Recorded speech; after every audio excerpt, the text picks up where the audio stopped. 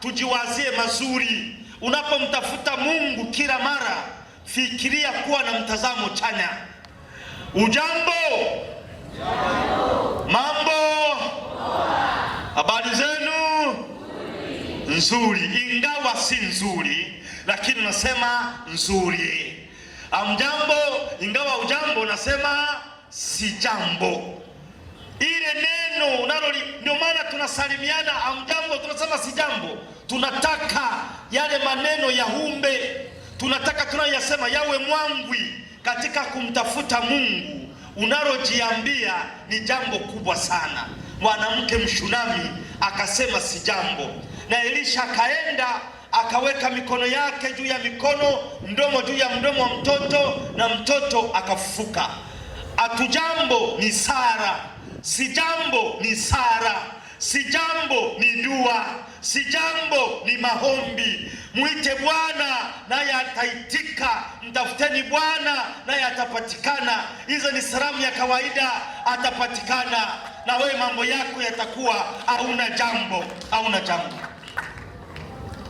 Si jambo, tunataka uwe mwangwi, usikike lile neno unalojiambia. Huyu mama alikuwa anatokwa damu miaka 12. Ina maana kuwa na uwezo wa kuzaa. Kwa kusema, kwa kugusa pindo lake alijiambia maneno mazuri, akaruka viunzi. Akaruka viunzi vya afya mbaya, akajitabiria mema, akajitabiria afya njema. Akaruka kiunzi cha kumgandamiza mwanamke. Mwanamke akuruhusiwa kugusa hata pindo kwa sababu alikuwa ni najisi, anatokwa damu. Akaruka hivyo viunzi.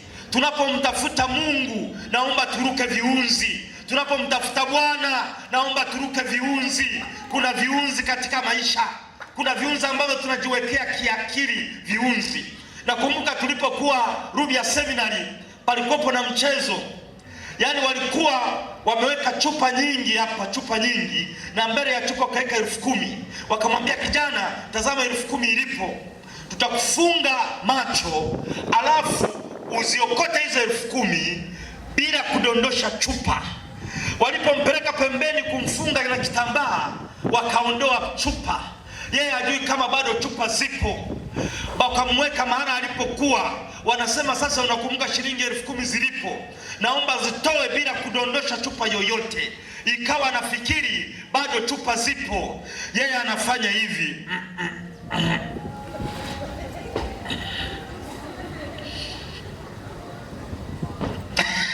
Kumbe chupa walishaziondoa. Wakati mwingine tunafikiri kuna viunzi, wakati mwingine tunafikiri kuna obstacles, lakini Yesu ametuondolea viunzi. Yesu ametuondolea obstacles. Yule mama aliruka viunzi, na akaruka viunzi vya umati. Palikuwepo na umati, waga tuna saikolojia tunaita mob psychology. Akaruka viunzi vya umati. Kuna watu wengine wanaweza kukutishia, wanakutishia na milio ya ndege, ndiyo imani ya umati. Naomba ruka viunzi. Ruka viunzi. Sisi tunapobatizwa tunapakwa mafuta ya ukatekumeni, na padri anasali anasema ikukinge nguvu ya Roho Mtakatifu. Ikukinge nguvu ya Roho Mtakatifu. Yaani inakuwa ni kinga. Mafuta ya katekumeni ni kinga. Ikukinge nguvu ya Roho Mtakatifu. Kwa hiyo hamna haja tena ya kwenda kuchanja chale. Wengine wanachanja chale wanaziita ni bima ya afya. Hapana, hapana, hapana. Hiyo sio bima. Mwanamke huyu aliruka viunzi. Naomba katika kumtafuta Mungu turuke viunzi. Wengine wana viunzi vingine, viunzi vya umri. Anasema nilisali sana, sasa nimestaafu. Tunawaita retired. Hapana, katika kumtafuta Mungu hakuna kustaafu. Katika kumtafuta Mungu hakuna retired. Utastaafu, utastaafu. Naendelea kumtafuta Mungu maadamu anapatikana, maadamu anapatikana. Tunasoma Mathayo sura ya 7 mstari wa 7. Mathayo sura ya 7 mstari wa 7. Naomba tusomee Mathayo sura ya 7 mstari wa 7. Naomba tusomee. Ombeni nanyi mtapewa. Ndio. Tafuteni nanyi mtaona. Ndio. Bisheni nanyi mtafunguliwa. Ndio. Kwa maana kila aombaye hupokea, naye atafutaye huona, naye abishaye atafunguliwa. Atafunguliwa. Katika kumtafuta Mungu, neema zake ambazo ni mvua zinanyesha, baraka zake ambazo ni mvua zinanyesha, kuna namna hizo tatu amezitaja pale. Ya kwanza amesema ombeni, na swali nalo wauliza, je, umeomba? Naomba turudie kwa sauti. Je, umeomba? Je, umeomba? Katika kumtafuta Mungu na baraka zake lazima tuombe. Siku moja mfalme alikuwa anagawa zawadi. Ng'ombe akapewa pembe, mbuzi akapewa pembe, kinyonga alikuwa ameketi tu anazungusa jicho tangia asubuhi hadi jioni. Wengine wamepewa zawadi, wakaanza, kinyonga, mbona uombi? Umekuja hapa asubuhi na mapema. Akasema, mimi kama ajui shida zangu, kutokana na ninavyomtazama ana matatizo. Usiende mbele ya Mungu na kuanza kuzungusha jicho. Omba, nenda na orodha, shopping list ya neema. Nenda unafanya shopping. Omba. Kuna vitu Mungu anatujalia kwa vile tunaomba. Kuna ambavyo anatujalia bila kuomba, lakini vingine anataka ushiriki majibu ya Sara. Na majibu ya Sara unayashirikije? Unafanya kitu fulani, unaomba. Swali, je, umeomba? Na usiogope kwamba nitakachomuomba ni kikubwa mno. Usiogope. Kuna baba mmoja aliingia kanisani, akakuta mtoto mdogo anaomba shilingi 5,000 afike Bagamoyo nauli, na anaomba kwa sauti ya juu. Sema, Mungu, naomba nisaidie nipate 5,000 nauli ya kufika Bagamoyo. Sasa yule baba akatoa shilingi 5,000 akampatia mtoto. Sema, toka. Nenda. Sema, sasa Mungu, unaweza ukanisikiliza bila distraction, bila mtu yetu kusumbua. Iko mbele yako, nina biashara yangu, naomba milioni 50. Sasa swala linakuwa hivi, itakuwaje? Ni muombe kikubwa, itakuwaje? Mwachie Mungu. Mama wa Yesu Bikira Maria alipoambiwa atamzaa mkombozi, aliuliza swali, itakuwaje? Na mimi simjui mme. Swali na wewe ulilonalo, ukiomba kitu kikubwa kwa Mungu unabaki na labda, unajiuliza itakuwaje? Leo unakwambia itakuwaje? Mwachie Mungu. Endelee. Bikira Maria kujua, akauliza itakuwaje. Malaika alimwambia kivuli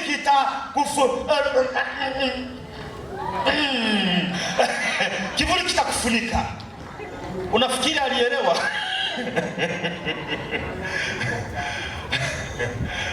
Kutokuelewa ni sehemu ya imani. Kutokuelewa ni sehemu ya imani, na yeye akuelewa, lakini akaamini, akujua itakuwaje. Unapoomba jambo kubwa, wewe endelea kusali, endelea kuamini, endelea kuchakalika, endelea kuchapa kazi. Itakuwaje? Mwachie Mungu. Itakuwaje? Mwachie. Ndio maana aliwaambia wale wakoma, akasema, nenda mkajionyeshe kwa makuhani. Wenyewe wakaanza kwenda, lakini wakasema hatujapona. Akasema nenda. Wakasema, Bwana, hatujapona. Akasema nenda. Biblia inasema walipokuwa wanaenda wakatakasika. Hawakujua namna gani, lakini namna gani wakamwachia Mungu. Huenda wewe ni msichana unatafuta neema za Mungu, tunamtafuta Bwana na yeye tunamwita maadamu anapatikana. Huenda unatafuta mchumba, hujampata, na ujui unapoomba kupata mchumba itakuwaje. Ujui. Ngoja nikwambie, mawazo ya Mungu si mawazo yetu, na njia za Mungu si njia zetu. Kuna padri mmoja alikuwa Italia, alikuwa na wanafamilia, anawafahamu wanafamilia fulani. Sasa kule ni familia palikuwa na msichana na miaka 35. Alikuwa anatafuta mchumba, amekosa. Wanaomba namba za simu hawaiti. Siku moja akamwambia huyo padri, naomba kesho wewe na mama mwende kanisani mniombee. Naomba mshinde huko, mfunge, msile chakula, mniombee nipate mchumba. Mimi siji kanisani, nilishaomba. Mimi naenda kwenye mitaa, naenda mitaani kuwatafuta wale walioniomba namba za simu kuwakumbushia, niye naomba msali na muombe. Na yeye alitoa ahadi, akasema kwamba pesa itakayopatikana kama itakayozidi kwenye harusi nitaitoa padri isaidie kujenga shule ya watoto. Kweli wakasali, wakaomba, na kule akafanikisha. Yule akasema, bwana, nilipoteza namba yako, nimekuwa nakutafuta. Kumbe anamtafuta na yeye anamtafuta. Sasa katika hilo baadaye harusi kaendelea. Bahati mbaya padri alikuwa amesharudi, anaitwa Padri Patrick Tibangayuka, anafundisha seminari kuu ya Nazareti pale Kahama, na pesa iliyopatikana ikasaidia kujenga madarasa katika shule ya English medium ya masista pale Bukoba, sehemu inaitwa Kemondo. Na kweli aliomba na mume akapata, kwa kufunga, kwa kusali na kwa kutoa ahadi, neema zikapatikana. Ndio hiyo nasema ombeni, na mkishaomba step ya pili tafuta. Yule alienda kwenye, tunaomba, tunatafuta neema zake. Tunapomtafuta Mungu tunatafuta atunyeshee zile neema zake na baraka zake. Mnachokuomba tafuta. Njia za Mungu si njia zetu, na mawazo ya Mungu si mawazo yetu. Hapo Nairobi palikuwepo na baba mmoja alioa mzungu, anaitwa Mzee Kashangazi. Siku moja nikamuuliza, ilikuwa kwaje ukaoa mzungu? Akasema, bwana, siku moja nilikuwa napanda kwenye lifti. Sasa mtu akabonyeza hiyo lifti, mlango ulipofunguka akasema tumsaidie, kuna moto umetokea. Alikuwa ni msichana wa kizungu wa Kimarekani. Basi tukatoka mle, wengine wakabaki, mimi nikatoka na kijana mwingine, nikachukua ile fire extinguisher, moto ulikuwa mwingi sana, tukauzima. Baada ya hapo nikaanza kuwasiliana na yule msichana, tunawasiliana. Baadaye akanitembelea na mimi nikamtembelea. Kilichotokea, tukafunga ndoa. Ule haukuwa moto wa kawaida. Nimesema njia za Mungu si njia zetu, na mawazo ya Mungu si mawazo yetu. Itakuwaje wewe mwachie Mungu? Itakuwaje mwachie Mungu? Itakuwaje mwachie Mungu? Tafuta, alafu bisha hodi. Tatizo letu, Biblia ya Kiingereza inasema knock and the door will be opened.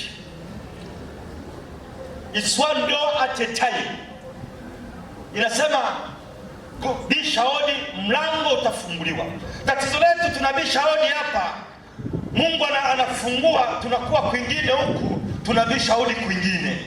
Kumbe anakuja kufungua, hatukuti. Tunahitaji uvumilivu. Bisheni hodi katika kumtafuta Mungu. Ningeomba twende Yeremia sura ya 29 mstari wa 8. Lakini Bwana wa majeshi, Mungu wa Israeli, asema hivi, msikubali kudanganywa na manabii walio kati yenu, wala na wauguzi wenu. Hapa napenda niwaambie, katika kumtafuta Mungu mjue ukweli huu, uongo unafunga au kazi. Naomba turudie, uongo unafunga au kazi. Turudie tena, uongo unafunga au kazi?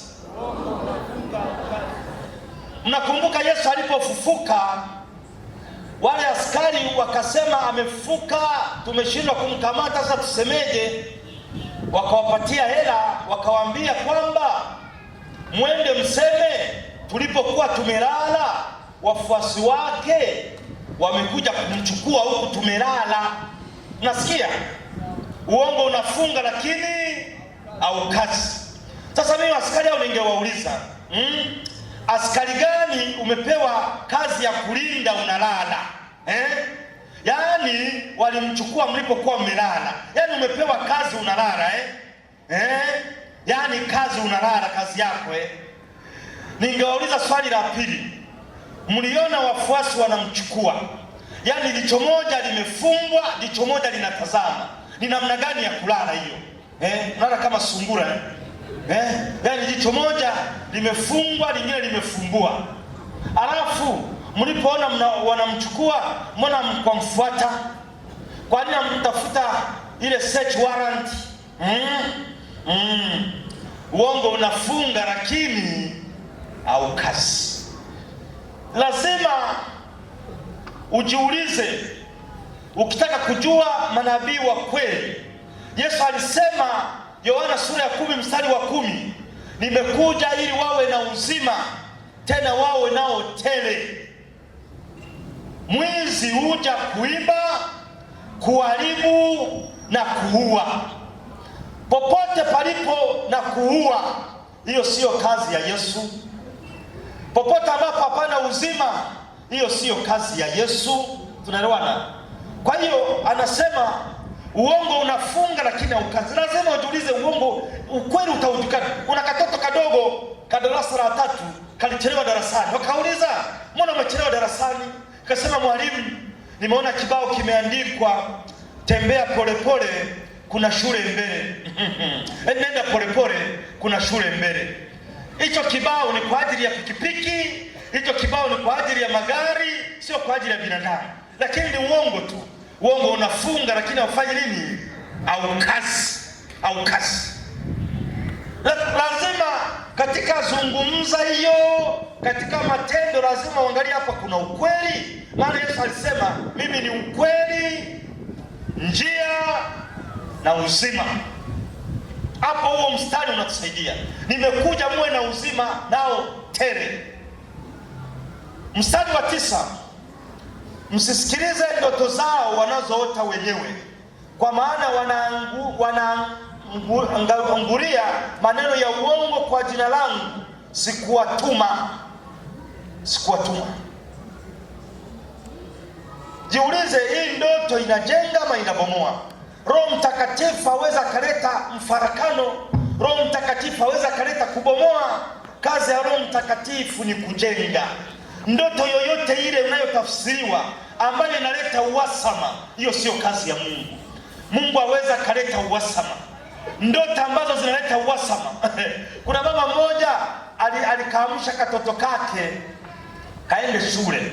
Kasema, mama, umeniharibia ndoto. Umeniharibia ndoto. Nilikuwa naota yule mwanamke ambaye ampendani. Niliota anapigwa. Umeniharibia. Mama akasema, endelea kulala, ndoto irudi tena uje unisimulie. So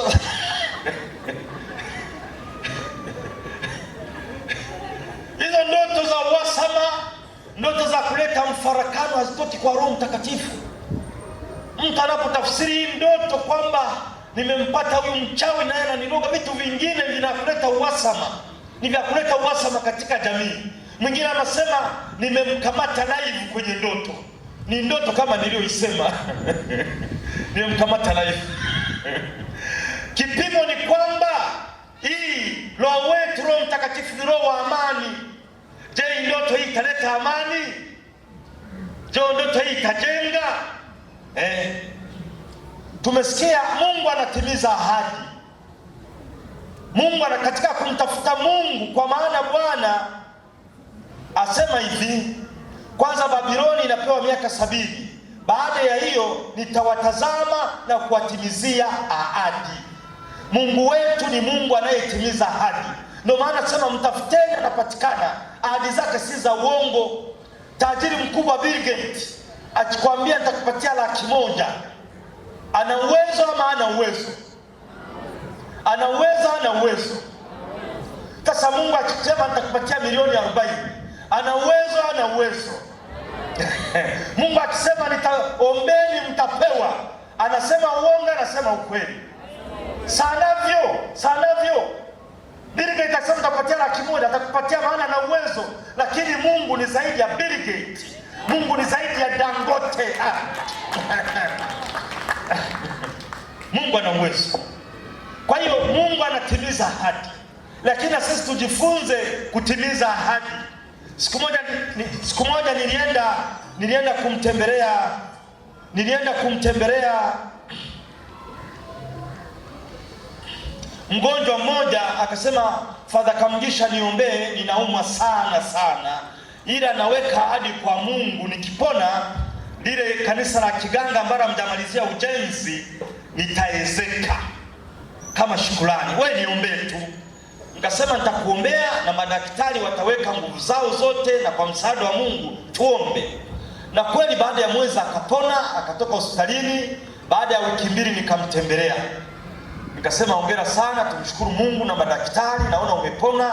Akasema Father, nilikuwa naenda. Nikasema sasa unakumbuka ile ahadi yetu? Sema Father Kamugisha, una maneno, ahadi gani tena?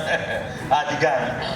Nikasema uliahidi kwamba nikipona ile kanisa nitaezeka. Sema Father Kamugisha, nilisema hivyo kweli? Sema kama nilisema hivyo nilikuwa mgonjwa kweli. Nilikuwa mgonjwa asili, si utani. Binadamu akishapata anasahau. Binadamu akishapata anasahau. Lakini tumesikia mstari mwingine wa 11, kwa maana najua mwenyewe nia niliyowawekea, ndilo neno la Bwana, nia ya amani, mawazo ya amani, si ya msiba, nia ya kuwajalia matumaini mengi kwa sururu za mbele. Huyo ndio Mungu wetu, anatuwazia mazuri, ana nia njema na sisi. Ndio maana nasema mtafuteni, anapatikana. Anayotuwazia ni mawazo mema, anayotuwazia ni mawazo ya matumaini. Katika kumtafuta Mungu tusikate tamaa. Naomba turudie, tusikate tamaa. Yuda Iskarioti alikata tamaa baada ya kumuuza Yesu kwa vipande 30. Alikata tamaa, akaona kosa alilolifanya hata samehewa. Na kwa kweli kukata tamaa ni kosa kubwa. Kuna mtu alikuwa anagonga jiwe lipasuke, akagonga nyundo 100, jiwe likipasuka akakata tamaa. Akaja mwenzake akagonga nyundo 1 tu, jiwe likapasuka. Kumbe yule alikuwa amebakiza nyundo ya 101, jiwe lipasuke, lakini alikata tamaa. Na kuambia katika maisha usikate tamaa. Unapoona matatizo yamezidi, hapo unakaribia kutoboa. Ndio maana Yesu alipomtibu mtu mwenye kifafa, aliposema toka, Biblia inasema pepo likamwangusha, akatoka povu, akamtoka. Yaani Yesu anaposema toka, ndio huyo anapata mweleka, anatoka povu. Wewe unaweza ukafikiri Yesu ameshindwa, kumbe hapo ndio hiyo pepo lina dakika za lala salama. Unapoona matatizo yamezidi, jua yanakaribia kuisha, unatoboa. Usikate tamaa. Zaburi ya 23 inatuambia nijapopita katika bonde la mauti. Zaburi haisemi nijapokwama katika bonde la mauti. Zaburi haisemi nijapojigaragaza katika bonde la mauti. Zaburi haisemi nijapokuwa staka katika bonde la mauti. Zaburi inasema nijapopita. Pita nalo hilo linapita. Pita nalo hilo linapita. Ukisoma kitabu cha Kutoka, wana wa Israeli walipokuwa wanavuka bahari, hawajavuka, wakaona jeshi liko nyuma na mbele kuna bahari. Mungu akamwambia Musa, Musa, usinililie, waambie wana wa Israeli wasinililie, waendelee mbele. Kuna bahari mbele, nyuma kuna huku. Mungu anasema mwambie Musa usinililie, na mwambie wana wa Israeli wasinililie, waendelee mbele. Mimi nasema najua matatizo ulionayo, lakini endelea mbele, endelea mbele, endelea mbele. Na Mungu alikuwa anajua akikaribia atamwambia Musa achukue fimbo apige maji yaweze kutoa njia, lakini akasema endelea mbele. Katika kumtafuta Mungu, endelea mbele. Naomba twende Mathayo, tusome Mathayo. Nalikuwa na njaa, sura 25. Nalikuwa na njaa mkadilisha, nalikuwa na nini mkadilisha. Tunamtafuta Bwana maadamu anapatikana. Naomba turudie, alikuja, anakuja, atakuja. Alikuja, anakuja, atakuja. Yesu anapatikana. Yesu alikuja, walikuwa na hesabu miaka ya kuishi ya kuja kwa Bwana Yesu Kristo, wanarudi nyuma. Akaja akazaliwa, na ndiyo mtawala wa historia. Tangia hapo tunahesabu baada ya Yesu Kristo kuzaliwa BK, na kuna KK kabla ya Kristo kuzaliwa. Lakini alikuja, lakini la msingi anakuja, anakuja. Hata leo amekuja kwenye neno lake, neno la Mungu. Mtakatifu Jeroma alisema kuyajua mafundisho, kuijua Biblia ni kumjua Kristo. Anapatikana kwenye maandishi. Kuna barabara za kunjia. Anakuja katika neno lake, anakuja katika neno. Tumtafute katika neno, anakuja. Umepata?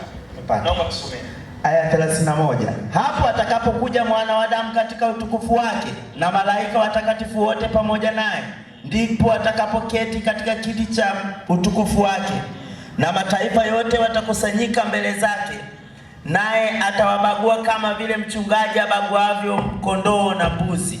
Atawaweka kondoo mkono wake wa kuume na mbuzi mkono wake wa kushoto.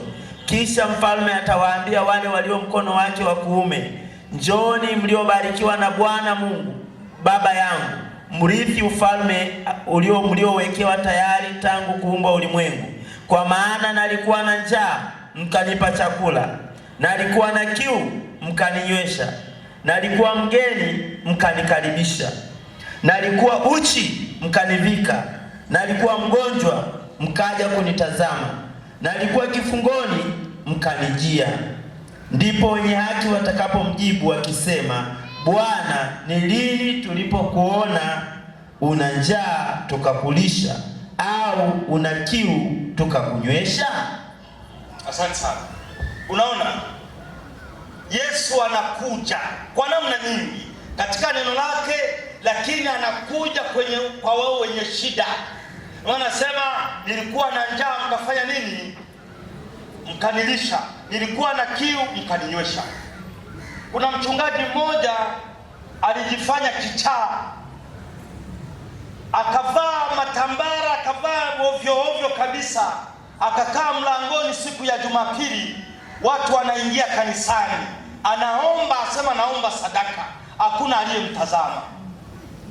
Akasogea mlangoni akawaomba, karibu kanisa limejaa, hakuna anayemsaidia, na ni kanisa alipokuwa anahubiri. Hawakumjua kama ndo mchungaji wao, amejifanya kichaa kabisa. Akasogea polepole, wale mahashazi, akafika karibu na madhabahu, wakamshika, akadondoka. Anadondoka, wanamshikilia, wanamvuta ili atoke nje, atoe hizo ghasia. Baadaye akaanza kuwashinda, akakimbia, akasimama kwenye sehemu ya kuhubiria, akatoa kitambaa akaweka chini. Watu wote walitoka machozi, walitoka machozi, walitoka machozi. Na yeye akuendelea na ibada, alishindwa machozi aliyokuwa nayo. Akasema watu nao wahudumia, hivi ndivyo wanaweza kunitendea kwa vile hawanijui. Na Yesu wakati mwingine mbali. Ndio maana Maria Magdalena alifikiri ni mtunza bustani, Akasema, Bwana, kama umemchukua bwana wangu niambie, anafikiri ni mtunza bustani. Yesu anatoka kwa sura mbalimbali, anatoka kwa sura mbalimbali. Tunapomtafuta anapatikana kwa wenzetu, na hayo maswali yanaendelea. Nilikuwa mgonjwa, lakini wameyafupisha. Maswali yatakuwa mengi tu. Anaweza akamuuliza fundi seremala, nilileta mbao zangu nitengenezee mlango kanichakachua, nenda upande huu. Maswali yanaendelea, hayaishi na mambo ya kiu yanaendelea. Na mimi nitakapofika mbinguni huko, Mungu miaka hiyo hata niuliza mambo mengi. Ataniuliza, Kamugisha, umeingia? Nikasema ndio. Haya, nilikuwa na huzuni, ukanichekesha. Ingia. Ya mwisho, atakapokuja kuchukua wewe, atakapokuja kunichukua mimi, anakuja kila mara kwa wenzetu, anakuja kwenye shida. Tumtafute. Atakapokuja mara ya pili, hii haina kalenda, haina appointment. Kuna bwana mmoja alikutana na malaika wa kifo, akasema, huyu malaika wa kifo nitampatia kila kitu, ataniacha. Akamkaribisha, akampatia divai ya kanisani, akampatia chakula kizuri. Malaika akala, akafurahi, akalala. Yule akaangalia ile orodha ya watu waliokuwa kwenye listi ya malaika, akaona jina lake limetangulia, akalifuta, akaliweka mwishoni mwa orodha. Basi yule malaika akaamka, akasema, umenitendea mambo mazuri sana, nitakupatia zawadi, lakini nitakachokisema sitakirudia tena. Zawadi nitakayotoa sitachukua huyu wa kwanza, nitachukua wa mwisho kwenye orodha yangu. Na wa mwisho alikuwa ni yeye.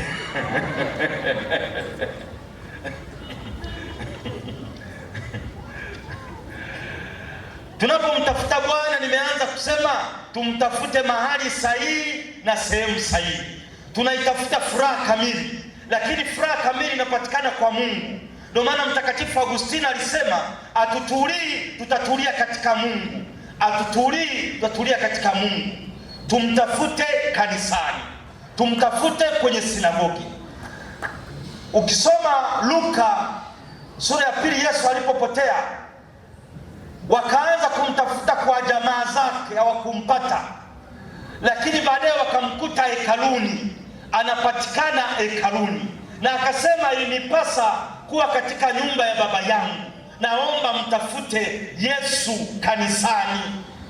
Na yeye tunasoma Luka sura ya 4, alikuwa anasema alienda sinagogi ilivyokuwa desturi. Ilikuwa desturi yake kwenye sinagogi, mtafute kanisani. Kuna padri mmoja aliwashangaa Wakristo, walikuwa wanamtafuta padri.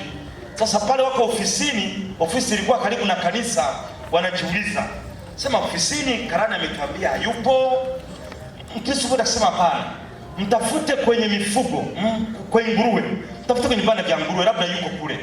Wakamtafuta, akasema sikumpata. Mwingine akasema hapana, kuna banda la kuku, sio umeshaenda na kuku wa kisasa, mtafute kwenye kuku wa kisasa. Akaenda kule akampata. Mwingine akasema mtafute kwenye shamba la migomba, nimeona huenda ameelekea kule, hawakumpata. Na yule padri alisikitika, alikuwa kanisani na wasikiliza. Hakuna aliyesema mtafute kanisani anasali. Mtafute kanisani. Mtafute kanisani, sio kwenye banda la kuku, sio kwenye zizi la ng'ombe.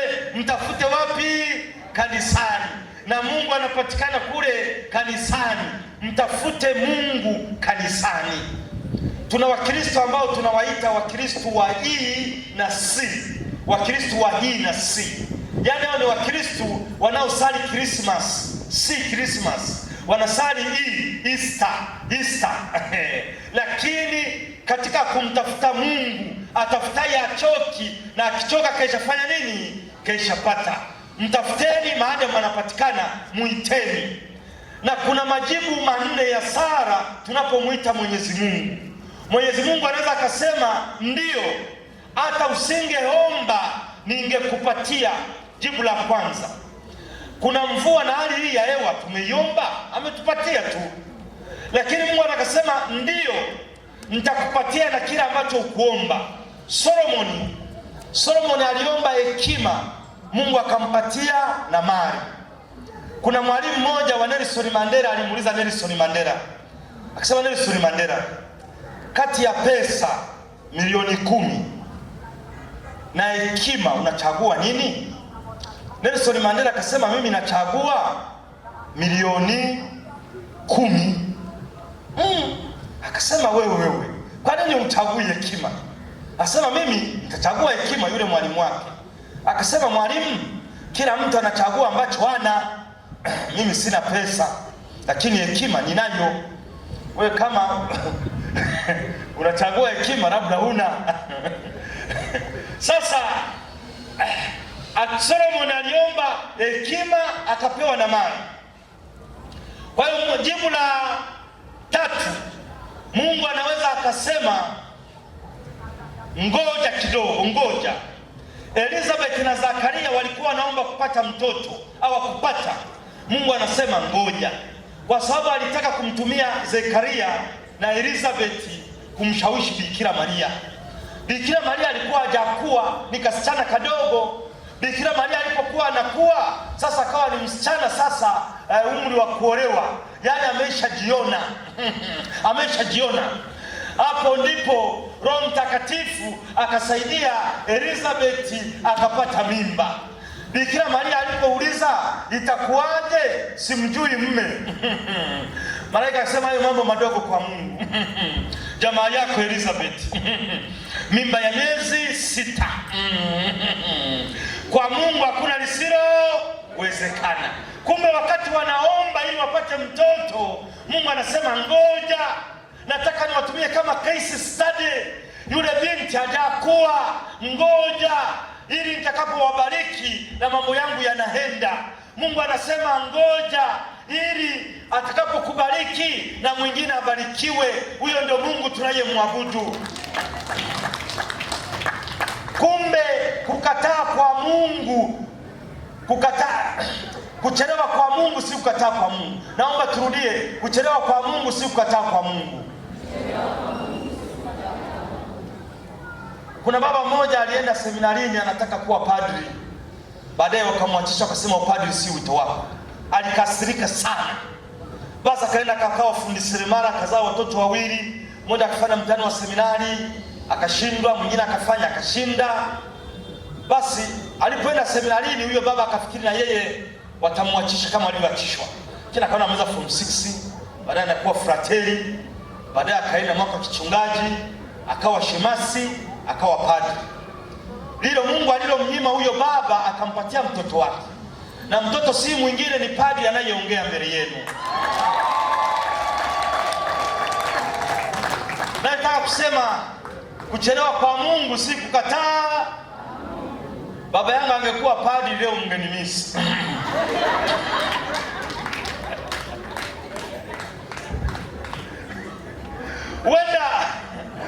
Wenda Mungu atakupatia wewe, atampatia mtoto wako. Endelea kuomba, endelea kusali.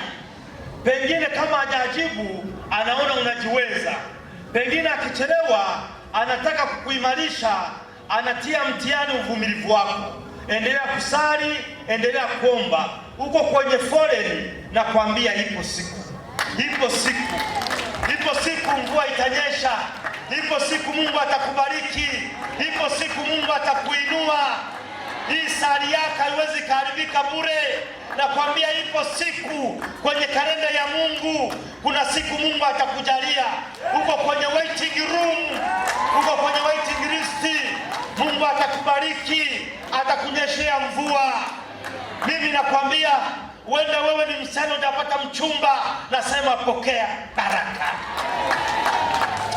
Unatafuta, una ukame mfukoni, nasema pokea baraka. Mwenyezi Mungu anatujalia, lakini endelea kuchapa kazi, endelea kuchapa kazi, endelea kuishi vizuri, endelea kujitokeza. Ndio maana wale Yesu aliwaambia wakoma, nenda mkajionyeshe. Biblia inasema walipokuwa wanaenda wakatakasika, sivyo? Umekuja kuomba mchumba hapa, ukisha basi muomba mchumba, nenda vaa vizuri basi, jipende, alafu toka. Usikae, toka. Tutakapokuwa Mlimani City akasema nenda, unamaliza kusali, nenda, endelea kuishi vizuri, endelea kuwa na maadili, endelea kuwa mnyenyekevu, na kuambia ipo siku ya Mungu. Mungu ana siku yake. Mungu akukuumba utaabike. Mungu ametoa ahadi, akukuumba uwe mkia. Mungu amekuumba kichwa, uwe kichwa. Mimi nakuombea Mwenyezi Mungu akufanye kichwa, ukopeshe watu, usikope. Mungu atakujalia, lakini chakalika. Naomba tuseme chakalika. Tunavyomtafuta Mungu, tafute neema zake, tusibweteke, tuchakalike. Unajua mwewe akiwa na vifaranga anataka viruke, vikikaa muda vinaachama, anavirisha. Baada ya muda anasema hawa vifaranga, hawa nani vikinda hivi vitanifanya hapana. Anavuruga kiota ili vitoke, vifanye nini? Vitafute. Ngoja nikwambie, mateso unayoyapata Mungu anataka kukufikisha pale anapotaka uwe. Michael Jackson alikuta vijana wanacheza mziki wa kinyume unaitwa backslide. Akauchukua, akaupaisha, akauweka kwenye jukwaa, ukawa unaitwa moonlight. Yaani kwenye mwezi unapepea tu, lakini ni wakurudi kinyume, backslide. Ngoja nikwambie, kama huku ni mbele, Mungu anaweza akakupeleka mbele, lakini unaenda kinyume. Yosefu alisema kwamba ndugu zake watamuinamia yeye, wakamuuza, wakaona tumemaliza, amerudi nyuma, sasa ni mtumwa. Kumbe anaenda mbele kinyume, akawa houseboy, na yeye akaona ndoto yake inaisha, amerudi nyuma, amekuwa houseboy. Kumbe anaenda mbele kinyume, akaenda gerezani. Kumbe huko akatafsiri ndoto. Baada ya kutafsiri ndoto, wakamtafsiria na mfalme akamtoa gerezani, akamfanya waziri mkuu. Anaenda mbele lakini kinyume. Leo nakwambia hilo linalokupata, urudi nyuma. Mungu anakupeleka mbele, lakini anakupeleka kinyume. Usikate tamaa, endelea kumtafuta yeye. Ngoja nikwambie, ukichukua pesa, umepata pesa, ukampatia mke wako, na mke wako hizo pesa kazipatia mpango wa kando, unaweza ukafurahi. Si kama unanielewa, unaweza ukafurahi. Yaani umpatia mke wako pesa, na pesa amempatia mpango wake wa kando, unaweza ukafurahi. Ni kama Mungu anapokupatia hii pesa, kama pokea riziki, pokea neema, ukaichukua hiyo ukaipeleka kwa mganga, Mungu afurahi. Sema nilimpatia mimi, sasa anapeleka wapi? Nilimpatia mimi, zinaenda wapi? Tunapomtafuta Mungu, naomba tuendelee kuamini. Hata kama kuna mateso, anatupeleka mbele kinyume. Hiyo ni vunja ya Mungu, ili kutuongoza. Yeye ni kama mfinyanzi, anavunja si kuharibu, anavunja ili kujenga. Bado Mungu anakujenga. Endelea kuabudu, endelea kuamini. Tumsifu Yesu Kristo.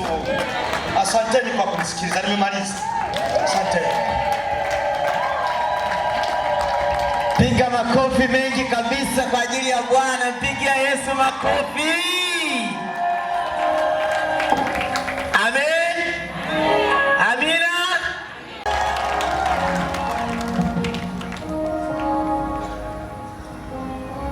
Basi wakati huu naomba watu wa kwaya, naomba panda hapa juu. Andaa kile ambacho naenda kumtolea Bwana. Andaa kile ambacho tunaenda kumtolea Mungu, tuweze kuomba.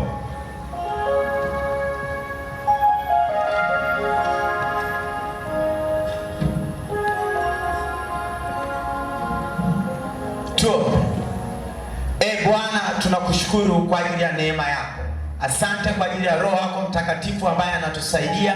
Asante kwa ajili ya mkono wako na nguvu zako. Bwana, tunaomba Mungu, pokea hiki ambacho tunakitoa, ni mioyo yetu. Bwana, tunaomba pokea nia zilizo ndani ya hicho ambacho tunakitoa. Baraka zako ziwe pamoja nasi katika jina la Yesu Kristo wa Nazareti. Asante Yesu kwa kuwa ni mwema na ni mwaminifu. Bwana, uwe nasi katika jina la Yesu tunaomba na kushukuru. Amen. Naomba asha jipange hapa mbele, jipangeni hapa mbele wote tuje tutoke. Wanakwaya karibu. Haleluya. Basi natamani unapokuja kumtolea Mungu wetu, hebu njoo huku na tabasamu. Njoo